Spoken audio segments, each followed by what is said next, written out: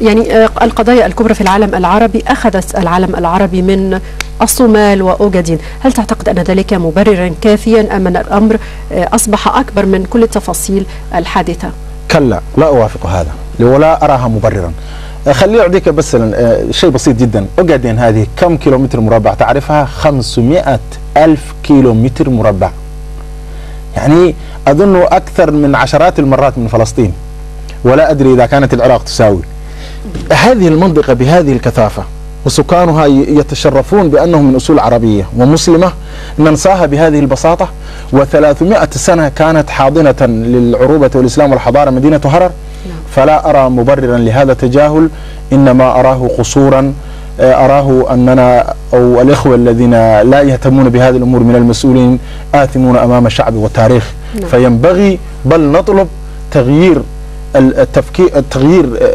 نطلب من الإخوة العرب الحكام والمنظمات والشعوب. آخر صورة التي عرضتها الجزيرة يكفي. ما قدمته الجزيرة من هذا الإقليم من مناظر سيئة، حتى تحرك وقطعت إثيوبيا العلاقات حفيظة الأمم المتحدة. يعني في قبل شهرين أصدرت الأمم المتحدة تقرير تتحدث عن حقوق الإنسان في أوغادين وما تعمل القوات الإثيوبية، وأدان الكونغرس الأمريكي مرتين. فأولى وينبغي للإخوة العرب أن يدينوا ويتكلم عن الاحتلال الإثيوبي.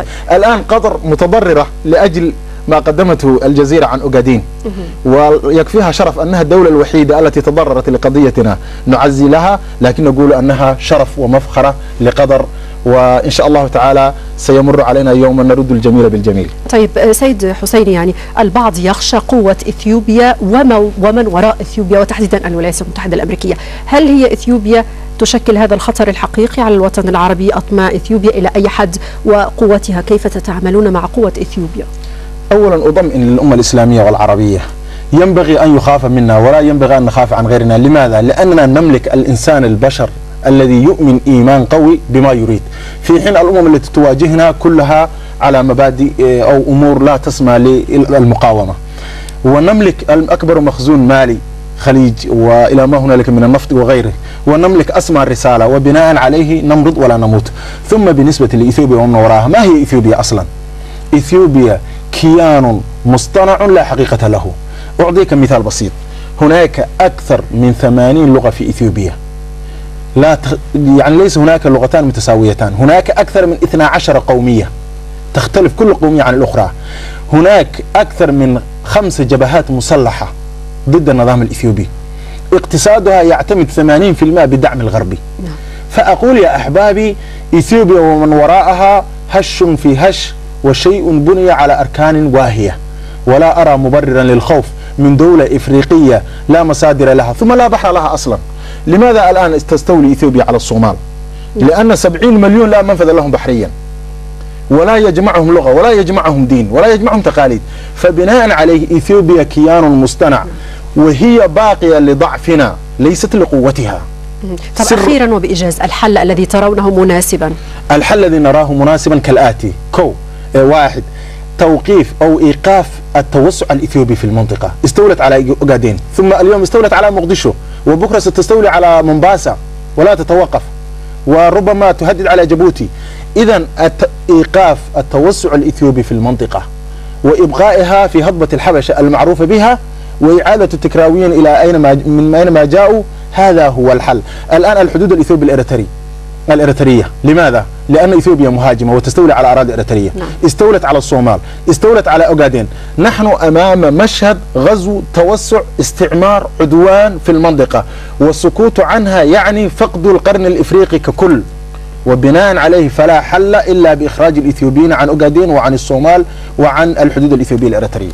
نعم، أشكرك جزيل الشكر سيد إبراهيم. إلى هنا نأتي إلى ختام هذه الحلقة مشاهدينا الكرام من مباشر مع السيد إبراهيم محمد حسين رئيس جبهة تحرير إقليم أوغادين.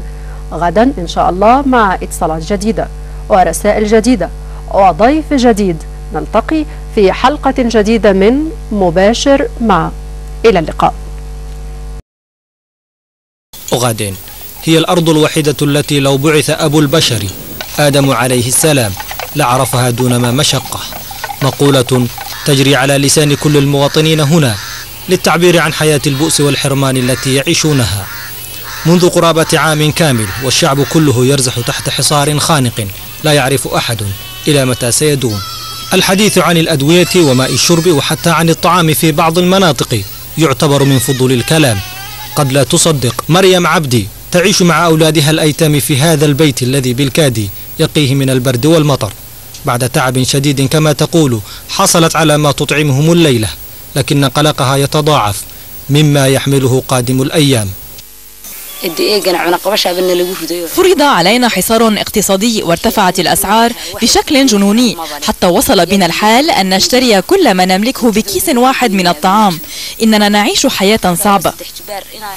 إبراهيم عبد التقينا به صدفة هنا، شارك في حرب 64 و77 من القرن الماضي بين إثيوبيا والصومال في هذا الإقليم. امتد به الزمن كما يقول ليعيش حربا من نوع آخر.